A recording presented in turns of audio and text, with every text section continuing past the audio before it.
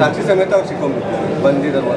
ನೋಡಿರಿ, ಲಕ್ಷಾಂತರ ಜನ ಇವತ್ತು ನೋಡ್ರಿ, ಪಶ್ಚಿಮ ಬಂಗಾಳ, ತಮಿಳುನಾಡು ಎಲ್ಲ ಕಡೆ ಈ SIR ಮಾಡ್ಲಕತ್ತಾನ ಹಿಡಿದು ಇವರೆಲ್ಲ ತಾಯ್ಗಂಡ್ರು ದೇಶದ್ರೋಹಿಗಳು. ಈ ದೇಶದ ಅನ್ನ ತಿಂತಾರೆ. ಪಾಕಿಸ್ತಾನ, ಬಾಂಗ್ಲಾದೇಶ ಪರವಾಗಿ ಇವತ್ತು ಇಲ್ಲಿ ಉಗ್ರ ಚಟುವಟಿಕೆಗಳಿಗೆ ಎಲ್ಲ ಸಪೋರ್ಟ್ ಮಾಡ್ತಾರೆ ರೋಹಿಂಗ್ಯಾಗಳು. ಇದು ನಮ್ಮ ದೇಶಕ್ಕೆ, ನಮ್ಮ ಸನಾತನ ಧರ್ಮಕ್ಕೆ ಭಾಳ ದೊಡ್ಡ ಕೂತಿದೆ. ಅದಕ್ಕೆ ಇವ್ರನ್ನ ಎಲ್ಲ ಕಡೆ ಎಲ್ಲೆಲ್ಲದಾರೆ ಇವ್ರನ್ನ ಹೊರಗೆ ಹಾಕೋದು ಕೆಲಸ ಆಗಲೇಬೇಕು. ಅದಕ್ಕೆ ಇವತ್ತು ಬೆಂಗಳೂರಿನಲ್ಲಿ ಬರೀ ಜಮೀರ್ ಅಹ್ಮದ್ ಖಾನ್ ಕ್ಷೇತ್ರದಲ್ಲೇ ಸುಮಾರು 15-20 ಜನ ಬಾಂಗ್ಲಾಗಳದಾರ. ಇವರೆಲ್ಲ ಹೆಂಗೆ ಆರಿಸಿ ಬರ್ತಾರಂದರೆ ಇದೇ ಕಾರಣದಿಂದ. ನಮ್ಮ ಹಿಂದೂಗಳು ಹೋಗಿ ಓಟ್ ಹಾಕೋದಿಲ್ಲ. ಇವೆಲ್ಲ ಫೇಕ್. ಇವತ್ತವ್ರಿಗೆ ಆಧಾರ್ ಕಾರ್ಡ್ ಮಾಡಿಕೊಟ್ಟಾರ, ಮತದಾರ ಆಗ್ಯಾರ. ಇಷ್ಟೆಲ್ಲ ಮಾಡಿನೂ ಒಂದು ಮೊನ್ನೆ ಯಾವುದೋ ವಿಡಿಯೋ ನೋಡಿದೆ, ಆಟೋ ನಡೆಸ್ತಾರೆ. ಅವರು ನಮ್ಮ ದೇಶದ ವಿರುದ್ಧ ಮಾತಾಡ್ತಾರೆ. ಅಂಥ ಕಾಲದಲ್ಲಿ ಇದನ್ನೆಲ್ಲ ಸ್ಕ್ರೀನಿಂಗ್ ಮಾಡಿ, ಈಗ ಹೆಂಗೆ ಆಸಾಮದಲ್ಲಿ ಕ್ಲೀನ್ ಮಾಡ್ಲಿಕ್ಕತ್ತಾರಲ್ಲ, ಪೂರ್ತಿ ಆಸಾಮದಲ್ಲಿ ಎಲ್ಲ, ಪಶ್ಚಿಮ ಬಂಗಾಳದಲ್ಲಿ ಎಲ್ಲ ಬಾಂಗ್ಲಾದೇಶನ ಹೊರಗೆ ಹಾಕ್ಲಕ್ಕತ್ತಾರಲ್ಲ, ಹಂಗೆ ಕರ್ನಾಟಕದಲ್ಲಿ ಆಪರೇಷನ್ ಅವಶ್ಯ ಇದೆ. ಮುಂದಿನ ದಿವಸ ನಾನು ಈಗಾಗಲೇ ಬಿಜಾಪುರ ಸಿಟಿ ಒಳಗೂ ಸುಮಾರು 15-16 ಸಾವಿರ ಬೋಗಸ್ ಓಟಿವೆ. ಅದನ್ನು ಇವತ್ತು ನಾನು ಮೊನ್ನೆ DC ಅವ್ರಿಗೆ ಹೋಗಿ 16,000 ಹೆಸರು ಸಹಿತ ಕೊಟ್ಟು ಬಂದೀನಿ. ಅವ್ರೇನು ಹೇಳಿದ್ರು DC ಅವ್ರು, ಇಲ್ಲ ಸರ್, ಇನ್ನೊಂದು ತಿಂಗಳಲ್ಲಿ ನಾವು SIR ಚಾಲೂ ಮಾಡ್ತೀವಿ, ಅದರಲ್ಲಿ ತಾನೇ ಕ್ಲೀನಪ್ ಆಗ್ತದೆ ಅಂತ ಹೇಳಿದ್ದಾರೆ.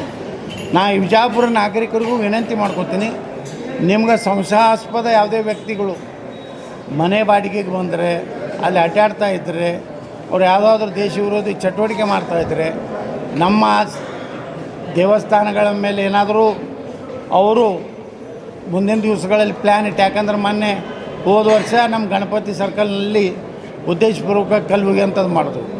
ಈ ರೀತಿ ಏನು ಅದಾರ ಅದು ನಮ್ಮ ನಾಗರಿಕರು. ನಿಮ್ಗೆ ಧೈರ್ಯ ಇರಲಿಲ್ಲ ಅಂದರೂ ನಮ್ಮ ಏನು MLA ಆಫೀಸದು ವಾಟ್ಸಪ್ ಇದೆ, ವಾಟ್ಸಪ್ಪಿಗೆ ನೀವು ಎಲ್ಲೆಲ್ಲಿ ಸಮಸ್ಯೆ ಇರುವಂಥದ್ದು ಮಾಹಿತಿ ಕೊಟ್ಟರೆ ನಾವು ಅದನ್ನು ಸರಿಯಾದಂಥ ನಮ್ಮ ಪೊಲೀಸ್ ಇಲಾಖೆಗೆಲ್ಲ ತಿಳಿಸಿ ಅಂಥವ್ರನ್ನೆಲ್ಲ ಐಡೆಂಟಿಫಿಕೇಷನ್ ಮಾಡಿ ನಾವು ಹೊರಗೆ ಹಾಕಲೇಬೇಕು.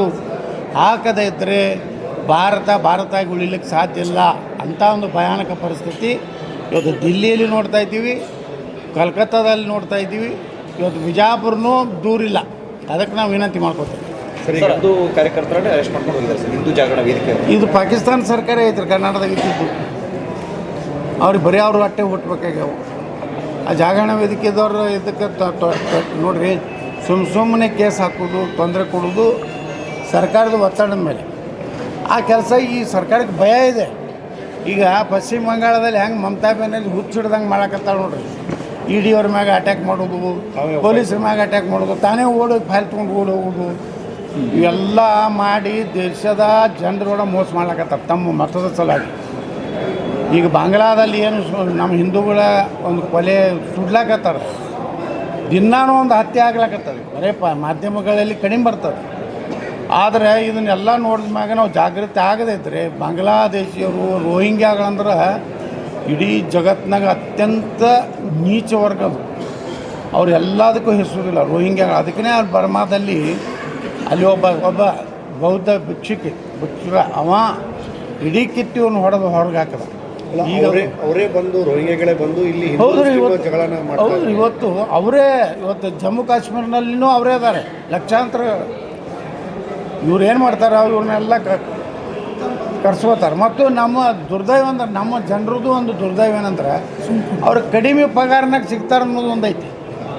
ಈಗ ನೋಡ್ರಿ, ನೀವು ಕೊಡಗುದಾಗ ಹೋದ್ರೆ ಮೊನ್ನೆ ನಮ್ಮ ಈ ಕುಮಾರ್ ಬಂಗಾರಪ್ಪ, ರಮೇಶ್ ಜಾರಕಿಹೊಳಿ ಅವರು ಎಲ್ಲ ಒಂದು ಟೀಮ್ ಹೋಗಿದ್ದರು ಕೊಡವಿಗೆ. ಅವ್ರು ಹೇಳಕತ್ತಿದ್ರು ಎಲ್ಲ ಕಾಫಿ ಎಸ್ಟೇಟ್ನಾಗೇ ಅವರೇ ನೌಕರಿ ಇದು ಅದಾರ, ದುಡಿಯೋರು ರೋಹಿಂಗ್ಯಾಗಳು. ಇದರಿಂದ ಏನಾಗ್ತದಂದ್ರೆ, ಇವ್ರಿಗೂ ನಮ್ಮ ಜನ ಉದ್ಯೋಗ ಕೊಡೋದಿಲ್ಲ, ಅವ್ರಿಗೆ ಕಡಿಮೆ ಇದರಲ್ಲಿ ಇವ್ರು ಸಿಗ್ತಾರೆ, ಏನೋ ಕಾರ್ಮಿಕರು. ಹೀಗಾಗಿ ಅವ್ರು ಒಂದಿಲ್ಲ ಒಂದು ದಿವಸ ಅವರು ಮೆಜಾರಿಟಿ ಆದರೆ ಈ ಕಾಫಿ ಎಸ್ಟೇಟು ಕಸ್ಕೋತಾರೆ ಅನ್ನೋದು ಬುದ್ಧಿನೂ ಇಲ್ಲ ನಮ್ಮಲ್ಲಿ ಇಂಡಸ್ಟ್ರಿಯಲ್ ಏನಾದರೂ ಸಿಕ್ಕಿದ್ರಲ್ಲ ಸರ್. ಹೌದ್ರಿ, ಈ ಹಿಂದೆ ಕೂಡ ಸಿಕ್ಕಿಲ್ಲಿಂದ ಗಡಿಪಾರ ಸಹ ಮಾಡಿ ಇನ್ನೂ ಅನೇಕ ಜನ ಆ ರೀತಿ ಇಲ್ಲ ಭಾಳ ಅದಾರ ಇಲ್ಲಿ. ಅವ್ರಿಗೆ ಈ ಒಂದು ರಕ್ಷಾ ಕವಚ ಐತಿ ಅವ್ರ ಏರಿಯಾದಾಗ. ಜುಮ್ಮಾ ಮಸ್ತಿ ಒಳಗೆ ರಕ್ಷಾ ಕವಚದಾಗ ಇರ್ತಾರೋ, ಯಾರು ಹೊರಗೆ ಅಲ್ಲಿ ಯಾರು ಹೋಗೋ ಪರಿಸ್ಥಿತಿನೇ ಇಲ್ಲ. ಒಂದೊಂದು ಹಿಂಗಾಗ್ಬಿಟ್ಟ ಏರಿಯಾಗಳು ನೀವು ಒಳಗೆ ಹೋದ್ರೆ ಹೊರಗೆ ಬರೋದೇ ಇಲ್ಲ. ಅಲ್ಲೂ ಕೆ ಜೆ ಹಳ್ಳಿ ಡಿ ಜೆ ಹಳ್ಳಿದು ಅದೇ ಪ್ರಕರಣನೇ. ನಮ್ಮವರು ಸರಿಯಾಗಿ ಹ್ಯಾಂಡ್ಲಿಂಗ್ ಮಾಡಲಿಲ್ಲ. ನೋಡಿದ್ರಲ್ಲ ಹುಬ್ಬಳ್ಳಿ ಪೊಲೀಸ್ ಸ್ಟೇಷನ್ಗೆ ಬೆಂಕಿ ಹಚ್ಚಿದ್ರು. ಪೊಲೀಸ್ ಜೀಪ್ ಮ್ಯಾಗೆ ನಿಂತು ಇದು ಮಾಡಿದ್ರು. ಅವರಿಗೆ ಒಂದು 4 ಹೊಡೆದಿದ್ರೆ ಬರೀ ಉಗ್ರ ಕ್ರಮ ಕೈ ಕೊಡ್ತೀನಿ ಅಂದೇ ಉಗ್ರಗಳು ವಾದಿಗಳು ಹೆಚ್ಚಾಗ್ಯಾರ. ಉಗ್ರ ಕ್ರಮ ಕೈ ಕೊಡ್ತೀನಿ ಅಂದಿದ್ರು. जुड़े रहिएगा आपके अपने चैनल बीजापुर समय के साथ।